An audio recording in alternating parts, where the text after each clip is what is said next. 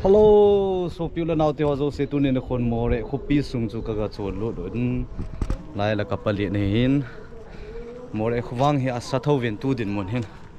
sajong le athung cha ki thung hi tai agam nen so winge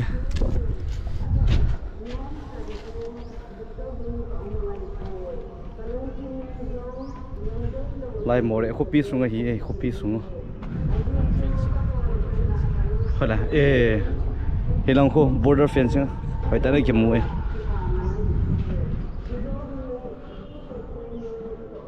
lại khỏi hiến lang hệ là chỉ kim vieng lang hiến cho ta dùng lệ Asian Highway hilam mun hi Asian Highway lam hung hi ding hiến hi lai mun hi to cho lang apa na khung ding hi cho lang hung ding hi cho hiến to kom ne he le GSN Gospel for Salom Nation hi lai mun cho hiến chule hilang mun khu bale long quat len phai long hau len phai ka tin na chalong khu hau len phai mun lang a hi in hau len phai mun a hi in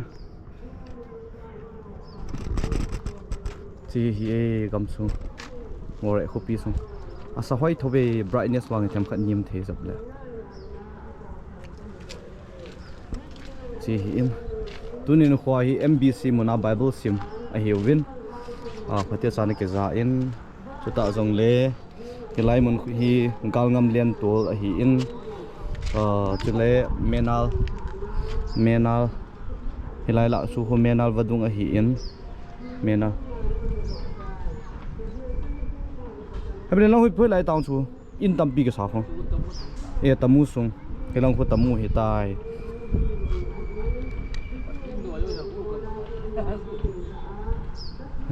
cái chai điệu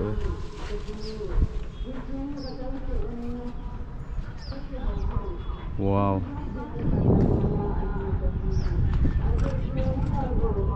lại hết lệ tàu nó mua là cabin họ hiện hết lại tàu nó mang thế chân tàu nó mang hôm nôm họ đi ngã quật cái hồng gì này hi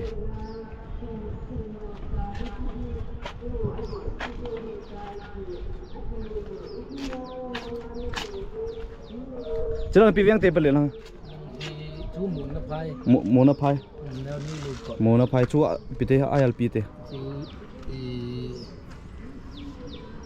ICP. ICP sorry ICP kia bypass nang hiin.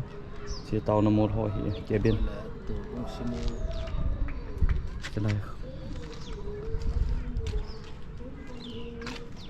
Chalai in ki hal ha ko ki hal hai long tu chunga. Elora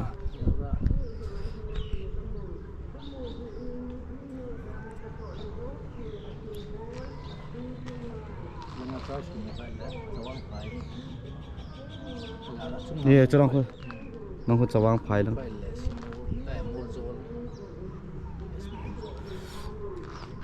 chung nào flex tabang khát cái tay cross tabang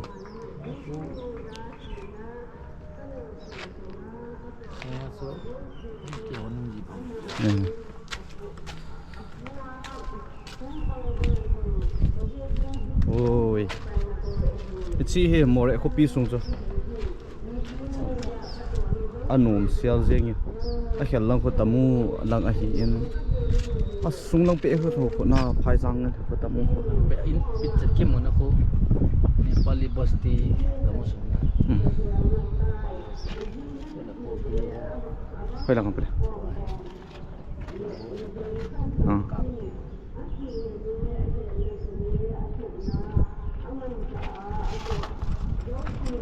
chalai hi helai ka din namun hon he chi cross ele victory cross tia GSN phat khat laya calendar jong Anom'E helai mun chu hi nisa sawal pe sa chu cross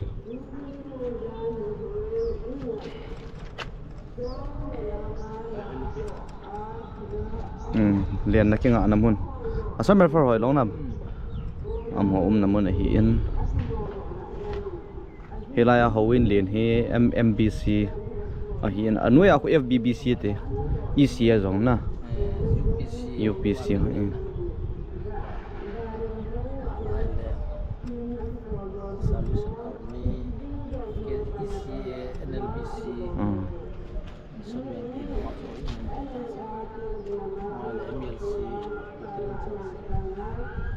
CPCC mo ya ka na CPA zo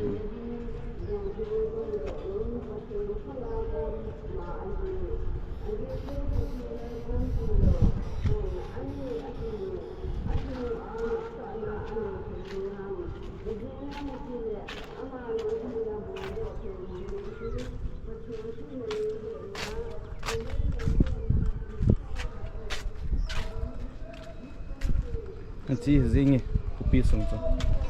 vale le di zong agama sawal be se din upai ta po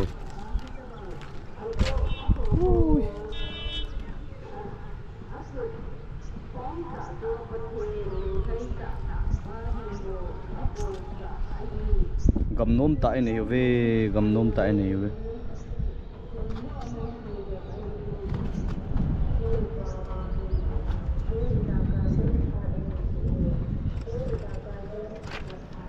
chu ti cho hi in hi chan chu hi tan tin adang hi vet sa thei thei ti dan zong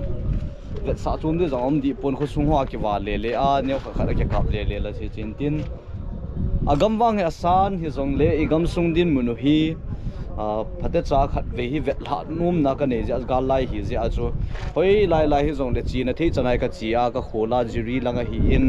chu ta zong le ka churachanpur hi in chu ta hoi lai lai ka chi na thei chanai zo chana ka chi a hi in suti ka nei nei ko ma he le ja chu azi chu igam sung hi I chan din mun hi a li nei ne wa elo no me ha e ipiti amti mong mong hi ka experience no min a hi ja chu igam sung hi a khol to go ma tu ni ne kho hi Moreh zong hi ni khat ching cha hi zong le ka chi a ki le ding ka hi in hi chu hi e al gam zong hen no ma ma jing in hi ta bang gam num ta I nei wa chu ta zong le sum le pai ko le phaya phaya ko sum kol ve na mun zong a hi in mun nom tai nei ve ezi chun ha panin pangjing mutin im namun chewa dam sil sel wetin Moreh Khopisunga kanam mi pi te wa zo se ka zana sang pen ka hin pe win dam sil sel win lang ha panin pangche utivin igam sungwe tha so potin chuta zon le za ta vv ho hi in chuta zon le nam si pai ho zo se bon chen ha pangin pangu he te igam sung wang hi chan do do he abui la bui dung zu ya ki del to namun zo ai so da du hi hi za lai mun hi nge dam sil silo te ve